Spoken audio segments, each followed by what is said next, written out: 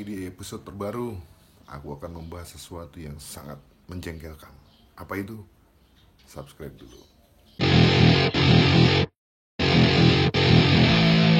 Ya, eh, yang mau saya bahas adalah pandemi, pandemi, pandemi. Entah sampai kapan. Ya, mungkin kekesalan ini dirasakan semua. Tapi ini kita tidak bisa menghindarinya. Semuanya sudah terjadi.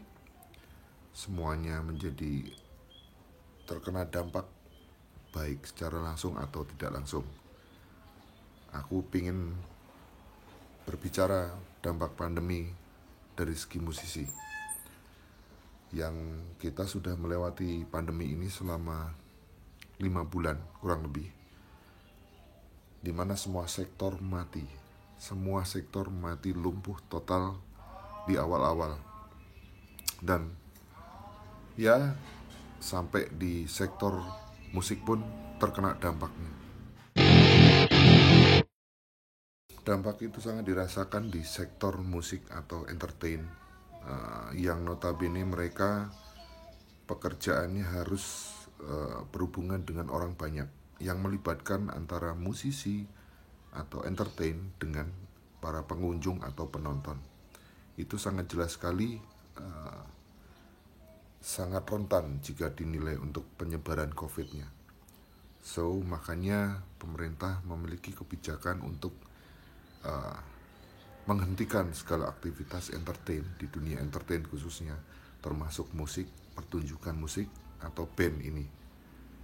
Dan akhirnya mereka hanya bisa melakukan konser-konser atau pertunjukan secara virtual yang kendalanya ada di satu studio, yang kedua signal.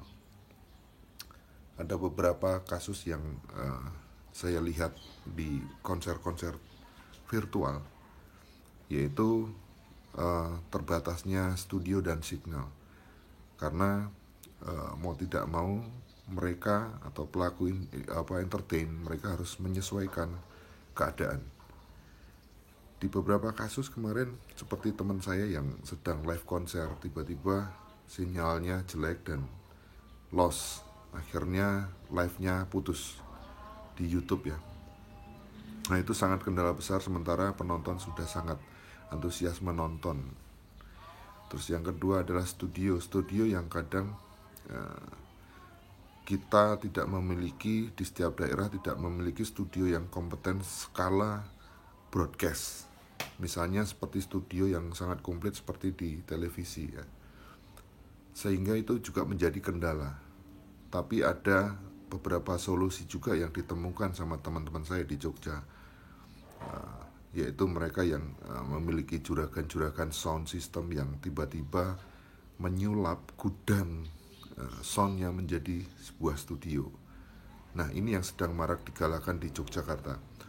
Yang pemilik sound, mereka tiba-tiba men-setting gudangnya, penyimpanan alat itu menjadi studio untuk live streaming atau live perform yang bersifat virtual atau memakai sinyal internet ya, tidak ada pengunjung, tidak ada penonton.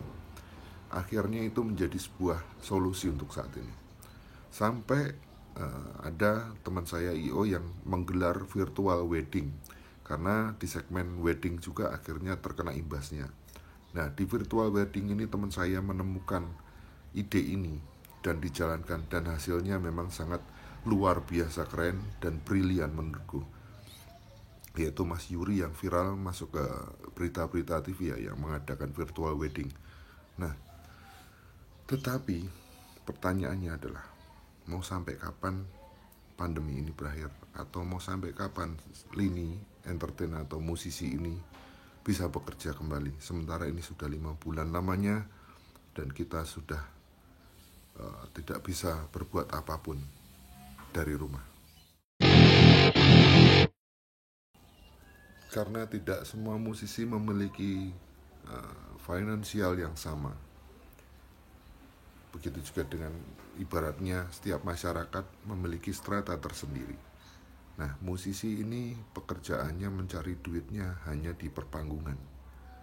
Ada juga yang mendapatkan duitnya dari royalti. Ada juga mendapatkan duitnya dari yang sudah bisa virtual kemarin-kemarin dari awal pandemi.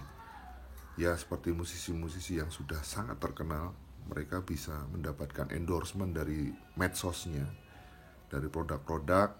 Mereka hanya mengendorse via medsos mereka pribadi, dan itu sudah mendapatkan uang. Tapi kita berbicara dengan musisi yang di taraf yang mungkin tidak terkenal banget, atau hanya musisi kafe yang akhirnya kafenya juga ditutup, akhirnya mereka tidak punya pendapatan apapun. Pada akhirnya mereka harus banting setir untuk melakukan bisnis yang lain selain musisi. Tapi nggak semua musisi itu juga bisa dagang produk lain, karena mereka hanya mengandalkan skill mereka di dalam musik. Sementara saat pandemi ini mereka harus banting setir untuk sejenak meninggalkan musik untuk mencari mata pencarian yang lain. Mau sampai kapan?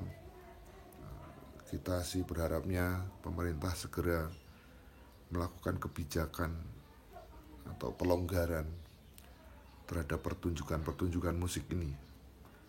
Sebenarnya masih bisa diakalin, karena di luar negeri pun sudah mulai, walaupun kondisi berbeda di sini sama di sana. Tetapi saya pribadi sih hanya memohon, karena finansial 5 bulan tanpa pemasukan mungkin bagi musisi yang aktif itu benar-benar kosong, tidak ada pemasukan.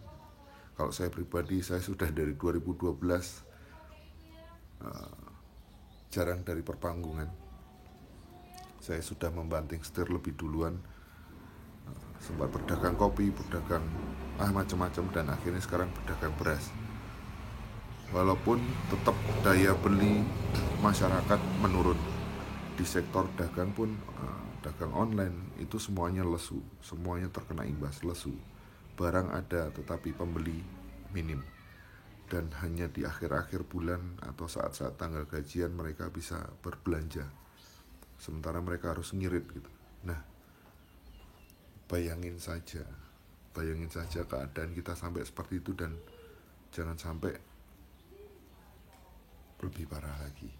Jadi kita hanya bisa memohon bahwa pergerakan harus cepat di sektor entertain ini, karena semuanya sudah butuh makan juga. Sementara di sisi lain ada bantuan dari pemerintah untuk masyarakat. Saya yakin gak semua musisi juga mengajukan bantuan tersebut. Mungkin mereka masih merasa mampu, dalam arti mampu itu masih ada yang lebih membutuhkan, yang benar-benar. Tetapi sekali lagi, saya juga menghimbau bahwa pemerintah itu juga ikhlas memberikan ke masyarakatnya apapun profesinya, karena di situ sudah tergolong-golong, ada yang BLT, ada yang UMKM. Jadi mohon saya juga berpesan kepada musisi, coba gali info tentang bantuan tersebut. Siapa tahu memang masuk ke segmen kita, dan ya nggak masalah kita memanfaatkan bantuan tersebut, karena memang kita menjadi dampak. Nggak usah gengsi atau apapun, pemerintah sudah memilah-milah bantuan tersebut sesuai segmentasi masing-masing. Dan jika saya berbicara dengan proyek saya pribadi, salah satunya Yudi Doni Project ini juga terkena imbasnya. Kita sudah beberapa kali cancel pertunjukan karena tidak mendapatkan izin. Ada sekitar 5 kali. Padahal antusiasme dari para penyelenggara acara itu sudah sangat antusias untuk memanggil kita. Dan itu terbukti sampai 5 kali job kita cancel atau di cancel dari mereka karena tidak mendapatkan perizinan pada akhirnya. Bayangin aja, kita yang lagi lucu-lucunya rilis, ada tawaran job tetapi batal hanya gara-gara perizinan. Dan sampai akhirnya, ya mau gak mau, kalau untuk Yudi Doni Project sendiri, akhirnya kita tertantang di masa pandemik ini, entah sampai kapan kita akan merilis 1 bulan 1 single. Mohon doanya aja, semoga memang ini bisa menjadi meramaikan atau mendapatkan impact yang besar untuk Yudi Doni Project juga khususnya. Ya, mohon bantuan, doa dan supportnya, karena hanya inilah yang hanya bisa kita lakukan sambil menunggu pandemi ini beres dan kita bisa bertemu di panggung sebenarnya. Sekarang kita prihatin dulu, kita bertemu di single by single di setiap bulannya. Karena ada beberapa masukan, ya sudah, apapun keadaannya tapi berkarya, tetap jalan. Terima kasih yang sudah nonton. Subscribe-lah, dukung saya, komen, like, and share, sebarin ke teman-teman. Kita saling menguatkan sesama musisi.